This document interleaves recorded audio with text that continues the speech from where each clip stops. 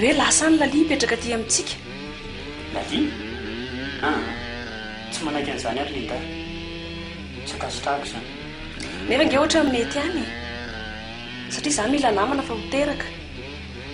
Tsy aleo izy ho avy raha ho avy. Raha ohatra ka mila namana ianao dia olona hafa dia davina fa Lalia izaho tsy mila. Izy ihany anie mba rahavaviko hoe izy rery ny zanaky nenitoa, izaho rery ny zanaky mama. Aleo izy ka.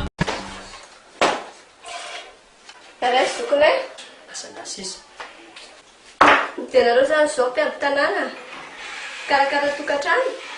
Ko manina nareo raha mba miasa e? Voatoa ve ianao Lalia dia fa izany sahady no teny avoaky ny vavanao. Sady inona koa izao nahatongavanao aty? Tsisy nanafatra anao akory ninge teo e? Nafarana matotono. Hono ary Linda, inona ka iny problème mahatonga mivadinao tsy ahita azy? Tena tsy fantatro. Tsy fantatro ary mety miavonavonasa zany raha azoko tsara. Zao Linda, tsy maninona ka vonona mampanareo mivady hatrany farany. Saotra tamiko. Raha misy mantsy hoe mpiasa nametrahako ny fitokisana rehetra sy ny zavatra rehetra fa anatin'ity orinasa ity dia ianao. Nefa ny ahoana ty kidy mandeha? Misy vola anomananao an'io ve?